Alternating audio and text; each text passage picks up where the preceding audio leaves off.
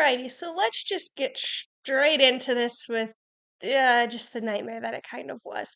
So, as you can see right here at the beginning, Melody just kind of spooks and completely just loses her mind. She turns into what I like to sometimes call her as just a fire-breathing dragon. Even though, I mean, it's not like insane, but you can see, like, my normal Melody is very chill, very easygoing, very laid back. And this version of her is, well, a little, a little just on adrenaline. And when she's on adrenaline, it's not like she's really thinking much either. So we just kind of have to go with it and kind of deal with what is happening. So you can see she's still very like, what's going on? Like, oh my goodness. And part of that was like Whiskey was down there with all of his mares and everything. So here she is still very concerned about him. Like, this very nice like pattern that I was gonna work on with her to, help with our suppleness and kind of turning issue that we've been having. But yeah, that did not happen at all during this session because it really just became about relaxation and getting focused on me. So, like I was saying, Whiskey was down at the end of the pond, which you would have seen at the very beginning of this video. He was down there with his group of broodmares, and he was, he's a stallion and she's a mare. And so she's was just kind of very distracted by him the whole time. Like it took me honestly like the entire session. Once she finally like calmed down and relaxed, that's when I called it quits and I was like, all right, we're good then. But it ended up taking me quite a while to get her to even like just chill. So I tried to incorporate some of what I was originally going to do with her, and that was to do like so I had these set up on a 20-meter circle, in a figure eight, but some of the spots were missing a pole, just so that, some of times I could go into it with three poles in a row or just do like two poles or something. So instead of having, four poles on each side of the figure of eight, I just did three just to kind of help her. And then in the center, I had one raised up just so that it would be a little bit more of like, hey, think about your feet because she sometimes will just stop thinking about where her feet are and just kind of shuffles along. So those were just to kind of, wake her up a little bit.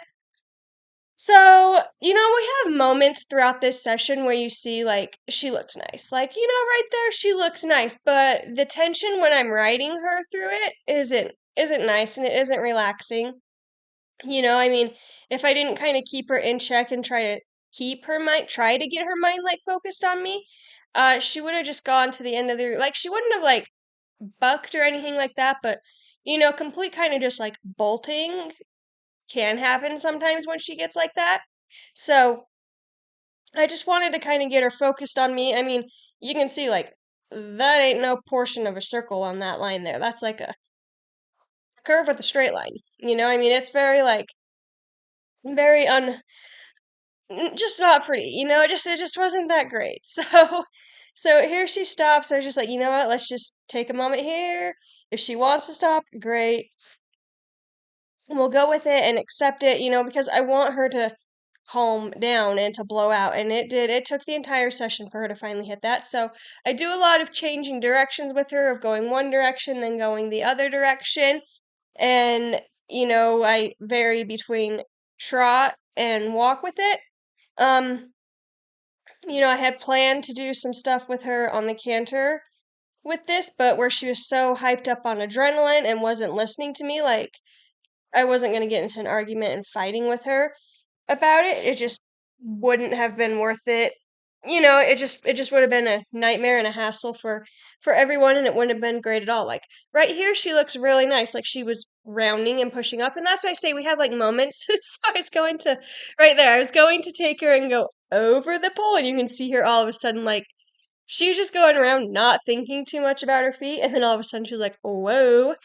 And so she kind of just sidesteps away from it, which is fine. I really just wanted her to wake up and acknowledge that that was there because she really wasn't. Like you're gonna see, it looks like the session's going great, but honestly, like a lot of it doesn't go that great. Like it's just a lot of managing the situation and trying to have a somewhat productive session with her. So this time we get over it. Not the most graceful, but we did it. So again, just swapping sides. You can see right here, she is not listening to the turning again. She's kind of just doing her own thing there. So get her focused again, get her going back with me. And sorry about the camera kind of cutting out. It happens. So that time was better when she went over it. She didn't it was a lot more graceful looking. Like right there, looking nice. But as you can see, like she's kind of using some of that, energy against me and pushing away, except for right through here. That was really, really good. So then we go back over the pole and, does all right. So, we're getting better and she's starting to relax, but like I said, it did take a long time. Like this is shortened from, the 30, 45-minute session that it was. And then again, I just stopped her and then we went again.